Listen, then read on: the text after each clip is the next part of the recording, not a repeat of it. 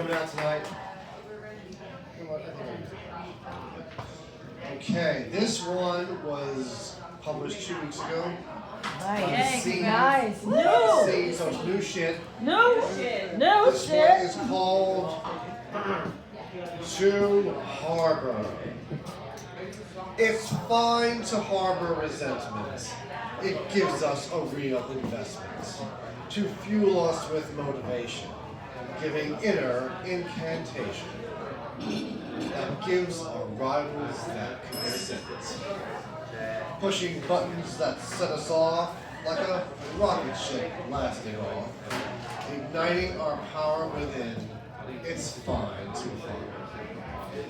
Awaken the sleeping giants. It makes us more self-reliant to bleed freely, pushing the face. Before we put you in your place, prodding makes us more defiant. It's fine to heart. Nice.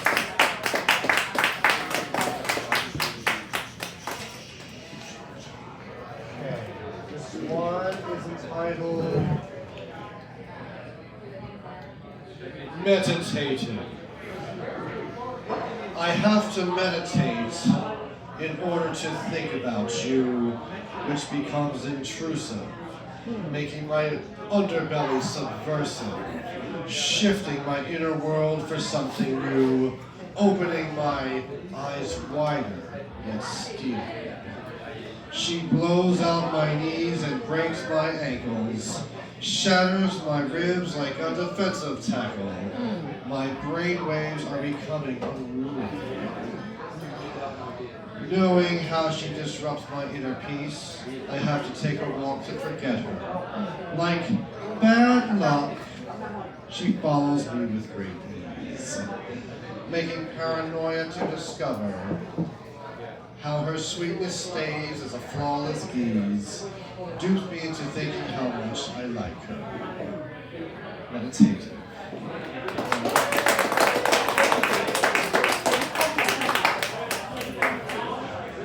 My distraction.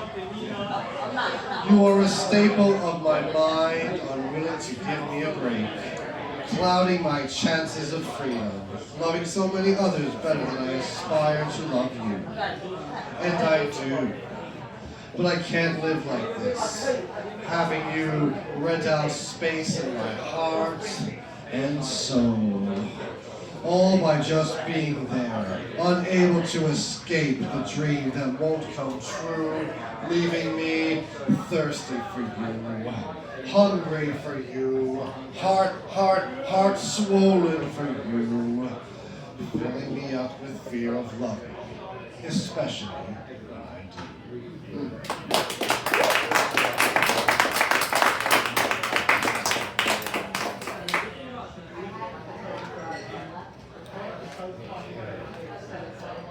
Yeah, it's been a crazy week, a crazy night, but I'm still here, alive and kicking in this fight. This one is a Sonisphere classic entitled Stranded in Battle Against the Killer Whale. As the sun hammers me like a nail, I smell my skin cooking like smoked bacon. Stranded on this island, I spot this whale, having hunger for the lives he's taken. Heading towards this undeveloped land, I see the venom in his evil eyes. Shell-shocked while standing in the soft, hot sand, I feel him taste my fear to no surprise. Heading behind the palm tree for my spear, I then charge into the deep, dark waters. My risk for a bloody defeat draws near. I chuck the spear at him without bother. While stuck in his head, the spear does no harm. The whale charges his prey without alarm. Yeah, you gotta watch them killer whales.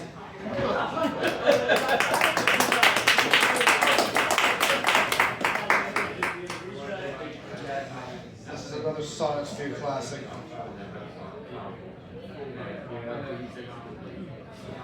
I like the dimness in here, but I still gotta have my night light. I'm not scared of the dark, but I'm afraid it might be too dim. But it's still got that This is nice. actually light compared to, they usually make it darker. Yeah, some places are a little bit dimmer, but it's still got that nice aroma, so to speak. It's still got a nice flavor to it. The essentials. Stuck with mouths to feed and a price to pay, we must deal with the fire around us, especially the one coming our way where some people throw us under the bus. In a world where life becomes the hammer, we've given all of ourselves as the nail, waiting to be hit by the big slammer. Soon enough, our battered souls become stale. Nothing left to dream, something more to give, while a few might thank us with little bliss.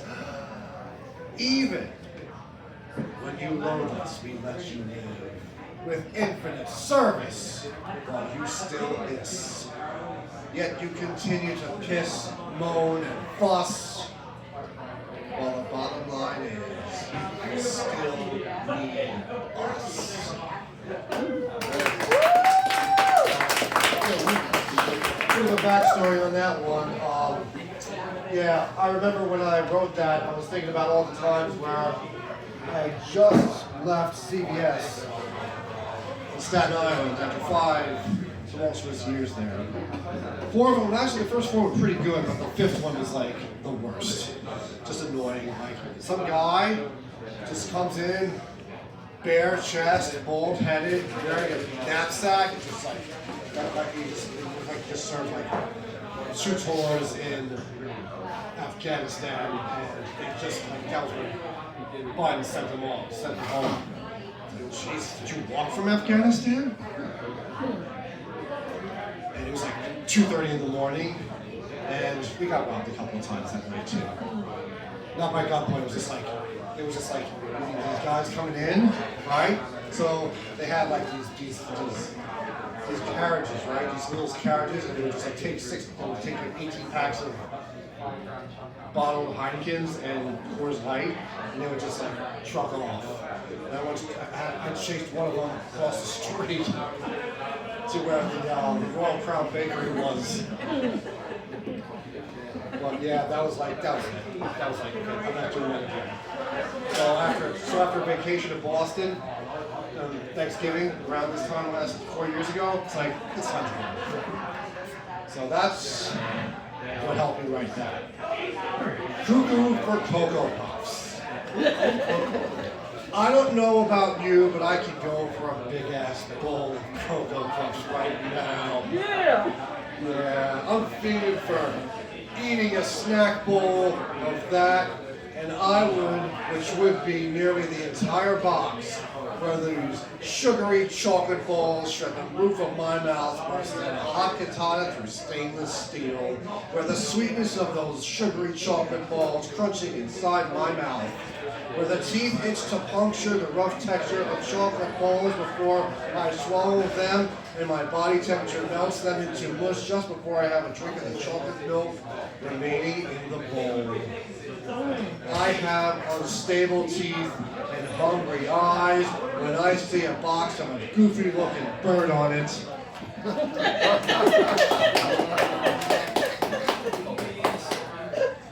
And when I see the family box, the stomach turns and churns while my heart beats and stops maybe for a few seconds before I can feel the beat again. And that's when I'm trying to swim to regain my consciousness from getting sidetracked by one of General Mills' heavy hitter cereals.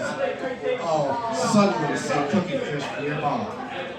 The chocolate invasion is unreal.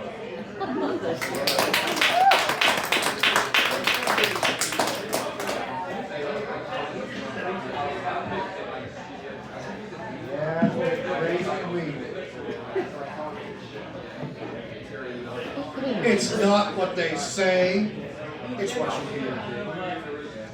It's not what they say, it's what you hear.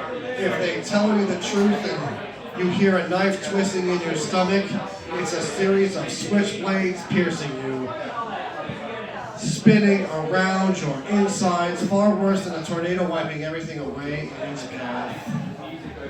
If they tell you how they appreciate everything you say because they hear it as everything they want to hear, the knife or soon gets stuck in your back. If they tell you both, you get both.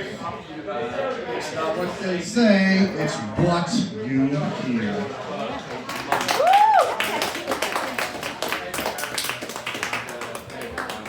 And finally, another Sonic Sphere classic. I like my Sonics. I'm just really like slowly and surely learning more about Shakespeare. I'm sure like most people just like get like just want to like turn away from him at 14 because they don't understand his text. And I still don't, but it's like something to just continue to work with, especially if you're a poet. I guess you could say it's something of a debt toward him. People mourn losses of all sorts and types. 'Tis death, heartbreak, and defeat that brings shame. It's a process we bear to earn our stripes. We have nothing but our nature to blame. When our loved ones die, it's their time to go. When our lover walks out on us, it's theirs. When we compete and lose, the pain is slow. When we suffer alone, no one cares. Life is all about losing anyway. We lose our health, our hair, our teeth, our sight, our speed, our breath while we wait, while we ache day by day, except we can't mourn while we lose our light. As these lead us along with our resolve, we failed our youth where neither can evolve. Follow me on Instagram at Centula. Follow Centula on Facebook at CA Centula on YouTube. 2 weeks from tomorrow night, I will be featuring a poetry reading at the famous Storyville Bar in Helsinki, Finland. Whoa. So I'll put that up live 2 weeks away. So thank you very much for your time, guys. Have a happy Monday and a happy holiday season. And that was Tom Centula.